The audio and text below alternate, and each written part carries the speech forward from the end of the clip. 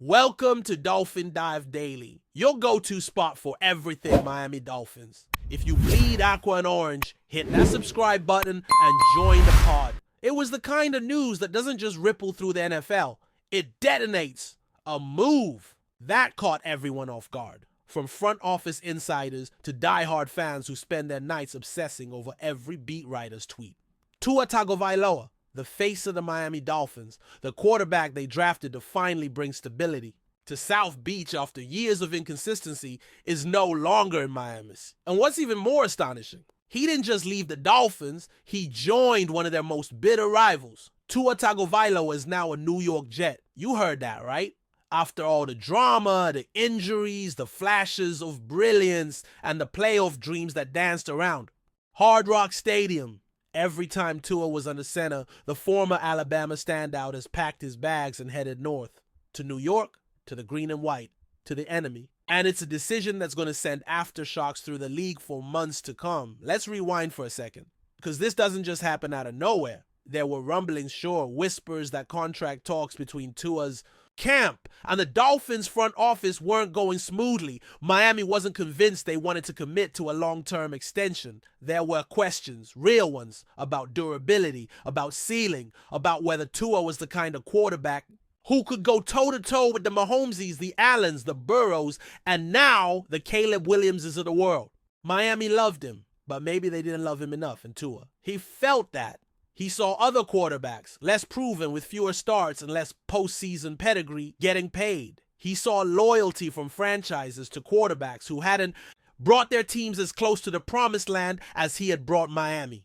He led them to the playoffs, gave them relevance again, made Sundays in Miami matter. But when the time came to talk about his future, about building around him, about handing him the keys long term, the Dolphins hesitated. That hesitation cost them everything. Sources say Tua was looking for a commitment, a vote of confidence. He wasn't demanding to reset the quarterback market, but he wanted security. He wanted to know he wasn't just a placeholder for whoever Miami might fall in love with next. Instead, he got silence. He got lowball offers. And the moment he became a free agent, the New York Jets pounced. Now, this is where it gets wild. Because if there's one team that's had a front row seat to Tua's rise and his pain, it's the Jets. He's played them tough. He's beaten them. He's scrambled away from their blitzes, found Tyreek Hill and Jalen Waddle in traffic, and turned MetLife Stadium into a silent cathedral more than once. The Jets knew what he was capable of. And more importantly, they knew he could be the answer to their decade-long quarterback dilemma. Remember, the Jets haven't had stability under center since Joe Namath wore a fur coat and guaranteed a Super Bowl. They flirted with promise. Mark Sanchez, Sam Darnold, Zach Wilson, but it never lasted. Even Aaron Rodgers, the Hall of Famer they traded for with Super Bowl dreams, was gone 4 snaps into the season. The Jets needed something real. Someone young but seasoned. Someone who could command a locker room and go to war in the AFC East. And Tua was right there. The signing was as aggressive as it was calculated. The Jets gave Tua what he wanted, a long-term deal, front-loaded with guarantees, structured to protect both sides, but showed a kind of commitment the Dolphins never offered. And in return, they get a quarterback with playoff experience, elite accuracy, and a chip the size of Manhattan on his shoulder. The NFL is about narratives, and this one writes itself.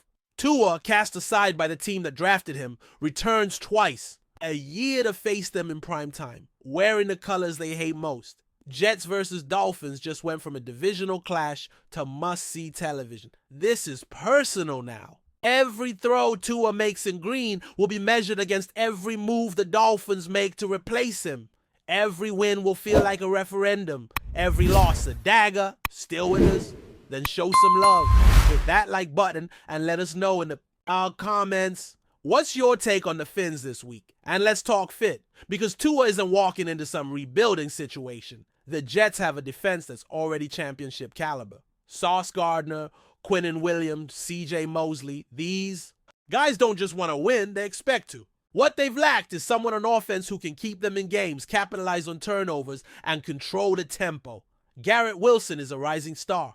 Breece Hall is a home run hitter out of the backfield, and with a revamped offensive line, and a coaching staff desperate to break the longest playoff drought in professional sports, Tua might be the final piece. It's rare in this league that a move can instantly change the identity of a franchise. But that's what this does. The Jets, so often a punchline, now have a quarterback who knows how to lead. He's played in big games. He's taken hits, both literal and figurative, and come back stronger. There's maturity in Tua that goes beyond his years.